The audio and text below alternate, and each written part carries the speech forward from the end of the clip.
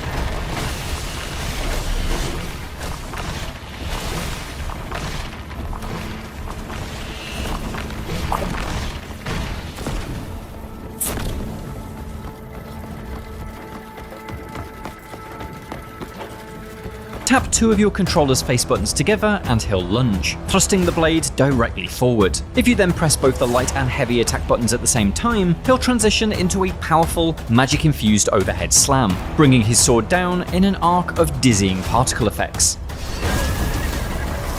There's more than one way to swing a sword basically, and that applies to everything in your combat arsenal. Transition from aiming a bow into a dodge roll and you'll trigger a brief window of medieval Matrix slow motion, perfect for scoring a headshot. Cast a spell at the apex of a jump and you'll launch yourself into the air, riding the energy of the magic's blast. And, in perhaps the most entertaining example, hold two face buttons in conjunction with shifting the direction of the left analog stick to unleash a variety of increasingly amusing wrestling moves, from simple grapples to human hammer throws.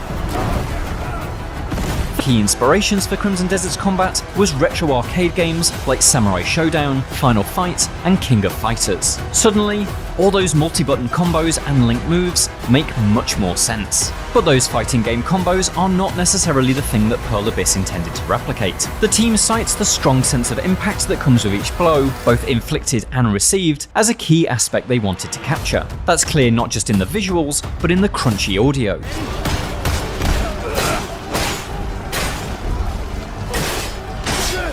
The sound design team directly references Capcom as an inspiration, but across the 10 different boss battles I've fought so far, plus plenty more skirmishes in the open world, it's clear that there's more to it than that. Fighting game characters have access to many different moves that can be chained together to create unique approaches and strategies. Open world games, on the other hand, typically have a much more restrained moveset, a dodge, an attack, and a counter for instance. But despite being a fantasy open world game itself, Crimson Desert's long list of combat moves seems to be gunning for the breadth of options that fighting games thrive on. Kliff's ever-expanding ability tree means there's a multitude of ways to approach any fight. It's not just ranged versus melee, but the more minute choices within those options. Will you weave kicks and suplexes into your sword fight, channel lightning down your blade, use whistling arrows to summon artillery strikes? The important takeaway here is that Pearl Abyss refuses to provide any real strict definition for Crimson Desert's combat system. Unlike something like Batman Arkham, there's no rhythm or pattern to follow. The combat team told me that they had no interest in creating a game where you have to respond to on-screen prompts by pressing specific buttons, the kind of system we've seen in games like Mad Max, Shadow of Mordor, and both Marvel's Avengers and Spider-Man games. Instead, the studio aims to fulfill a player's fantasies by allowing them to do whatever they want in any situation. That arguably makes Crimson Desert's approach to battle a bit loose, and for some, the distinct lack of rules or rhythm may be frustrating. There are no hard counters for particular enemies, for instance, nor any kind of strict rock-paper-scissors relationships between different attack or defense types. A particular weapon may be stronger against shielded enemies, for instance, but there's no requirement for you to use it. The same applies to bosses. While they certainly have attack patterns that can be memorized and weaknesses that can be exploited, Pearl Abyss has no interest in demanding you pay attention to that. The team believes that any method of attack should be valid. Well, within reason. You can't swing a 500-pound monster by its ankles, of course.